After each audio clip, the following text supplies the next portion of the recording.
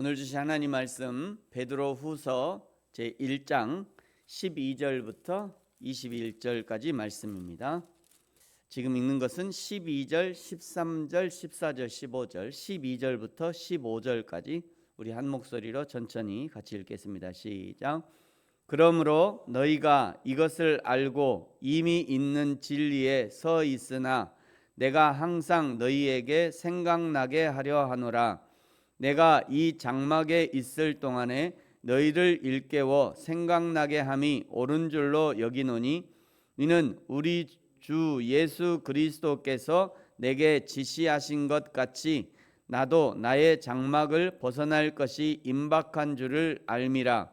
내가 힘써 너희로 하여금 내가 떠난 후에라도 어느 때나 이런 것을 생각나게 하려 하노라. 아멘. 네, 베드로 후서를 기록한 이유는 베드로가 장막을 이제 여기 있는 것처럼 13절에 있는 것처럼 내가 이 장막에 임박했다. 또 14절에도 얘기하죠. 나도 나의 장막을 벗어날 것이 임박한 줄을 알미라. 그러니까 자기 자신의 이제 생의 마지막 또는 자기의 그 처형의 순간, 순교의 그 순간이 다가오고 있다는 것을 알고 마지막 어떻게 보면 유언장 같이 성도들을 세우고자 하는 그런 마음으로 베드로후서를 기록하고 있습니다. 12절에도 너희에게 생각나게 하려 하노라. 13절에도 너희를 일깨워 생각나게 함이 옳은 줄로 여기노니 15절에도 이런 것을 생각나게 하려 하노라. 14절에 사도 베드로가 자신의 순교를 직감하고 마지막 순간까지 성도들의 신앙을 세워가기 위해 애쓰는 모습을 이 베드로 후서를 통해서 볼 수 있는 것입니다. 15절에 이런 것이란 무엇인가? 5절에서 7절까지 있는 성도들이 신성한 성품에 참여하는 거죠. 하나님의 성품에 참여하는 것입니다. 하나님을 닮아가는 거죠. 예수 그리스도를 닮아가는 것입니다. 이 땅에서 예수 그리스도의 삶을 재현해내는 것이죠. 뿐만 아니라 이런 것이란 베드로 전후서 전체를 말하고 있다고 할 수 있습니다. 복음의 메시지이죠. 진리의 메시지입니다. 하나님의 말씀이죠. 베드로가 죽은 후에도 이 하나님의 말씀이 생각나게 하려 한다는 것입니다. 이것을 예수님이 베드로에게 지시하셨고 베드로가 죽기 직전까지 이 일에 충성하고 있는 겁니다. 우리 그리스도인들이 믿고 따르는 복음은 16절에 의하면 교묘하게 만들어낸 것이 아니다 말씀하죠. 이 복음은 마태복음 17장 9절 이하에 나오는 변화산 구름 속에서 베드로가 분명하게 들은 하나님의 음성이었습니다. 이는 내 사랑하는 아들이요 내 기뻐하는 자라 말씀하시는 그 하나님 아버지의 음성이었죠. 이 성부 하나님의 음성을 듣는 순간 예수 그리스도가 하나님의 아들이시며 삼위일체 하나님이신 것을 알게 된 것입니다. 예수님이 말씀하시는 그 모든 말씀이 곧 성부 하나님의 말씀이며 그것이 곧 진리라는 것을 알게 된 것이죠. 그런데 19절에는 더 확실한 예언이 있다 말씀합니다. 이 예언은 어두운 데를 비추는 등불과 같은 것인데 날이 새어 샛별이 너희 마음에 떠오르기까지 기다려야 한다라고 말씀합니다. 여기 샛별은 금성을 가리키는 거죠. 금성은 저녁 어슴푸레 할 때 모든 별보다 일찍 나타나서 새벽 미명 동이 터오르기 직전까지 남아 있습니다. 아침에 새벽에 오다 보니까 그 금성이 아직 빛나고 있더라고요. 이제 요즘엔 좀 일찍 이제 밝아지니까 여러분이 나오셨을 때는 모르겠습니다. 제가 올 때는 금성이 아직 빛나고 있더라고요. 오늘 저 금성을 얘기해야 되겠구나 하고 왔습니다. 금성은 저녁 어슴푸레 할 때 가장 먼저 나타났다가 새벽 미명에 동이 트기 직전까지 반짝이고 있습니다. 내 안에 진리의 별이 하나 나타나면 그것을 끝까지 붙잡아야 한다 이런 의미입니다. 언제까지 붙잡아야 되냐? 모든 별이 사라지는 가장 어두운 가장 밝아지는 그 새벽까지 동쪽에서 태양이 찬란하게 떠오르기 때까지 그 진리를 붙잡고 있어야 한다는 것입니다.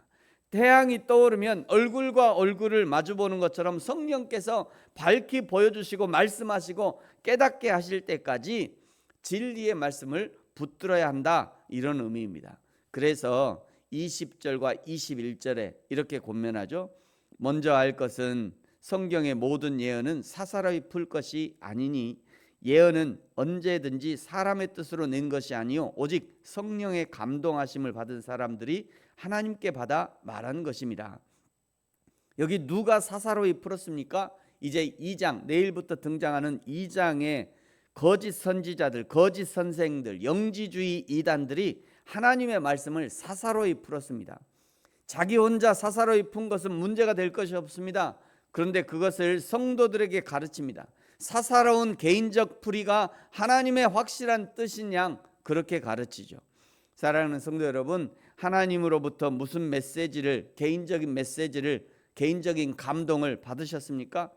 샛별이 떠올라 온 밤이 지나고 다시 새벽까지, 그리고 그 마음에 태양, 즉 성령께서 밝히 보여주시고 풀어주시기까지 기다리십시오. 하나님의 말씀을 푸는데도 절제와 인내가 필요합니다. 사사로이 풀지 마십시오. 성령께서 풀어주셔야 합니다. 성경 66권은 특별 계시의 완성이에요. 성경보다 우선하는 계시는 없습니다. 여러분이 무슨 말씀을 받았다면 반드시 성경으로 그것을 확인하셔야 합니다. 그래야 안전합니다. 그래야 자신을 지키고 성도들을 지키고 교회를 지킬 수 있는 거죠. 성경을 읽을 때도 자기 입맛에 맞는 성경만 읽어서는 안 됩니다. 1.1획도 빼지 말고 읽어야 합니다. 저는 설교를 할 때도 본문을 정할 때도 그렇게 하려고 애를 씁니다. 그래야 처음엔 내가 성경을 읽고 나중에 성경이 나를 읽고 성경이 나를 고쳐가고 성경이 내 인생을 인도해 가는 것을 알 수 있는 것입니다. 저희 부르신교회에서 이제 6월 4일 수요일부터 웨스트민스터 대요리 문답을 공부하게 되는데요. 이런 기독교 진리를 정확하게 배우고 익혀야 개인적으로 성경을 공부하는데도 성경을 공부하고 이해하는데 도움이 되고요. 누군가 성경을 가르칠 때 기본적인 틀에서 벗어나는지 벗어나지 않는지 분별할 수 있어요. 신천지나 하나님의 교회나 이런 이단들이 다가올 때 그들의 이론이 틀렸다는 것을 금방 찾아낼 수 있습니다. 거기에 대처할 수 있어요. 모르고 있으면 당하는 거죠. 모르고 있으면 신기한 것을 얘기하면 당하게 돼 있어요.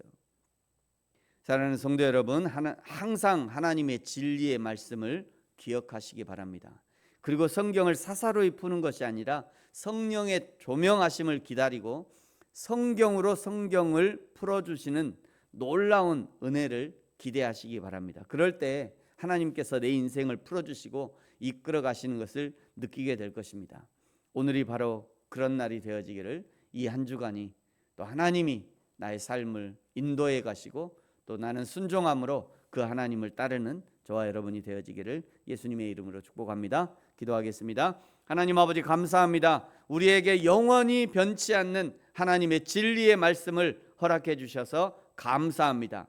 날마다 주시는 하나님의 말씀을 성령으로 풀어주신 말씀 삶에 바르게 적용할 수 있도록 힘쓰게 하시고, 그리하여 하나님이 원하시는 신앙과 삶으로 바르게 성장할 수 있도록 축복하여 주옵소서. 이 땅의 교회들과 목회자들을 축복하시고 성도들을 세워가며 바른 복음을 전할 수 있도록 축복하여 주옵소서. 감사합니다. 예수님의 이름으로 기도합니다. 아멘. 하늘에 계신 우리 아버지, 아버지의 이름을 거룩하게 하시며 아버지의 나라가 오게 하시며 아버지의 뜻이 하늘에서와 같이 땅에서도 이루어지게 하소서. 오늘 우리에게 일용할 양식을 주시고 우리가 우리에게 잘못한 사람을 용서하여 준 것 같이 우리 죄를 용서하여 주시고 우리를 시험에 빠지지 않게 하시고 악에서 구하소서. 나라와 권능과 영광이 영원히 아버지의 것입니다. 아멘.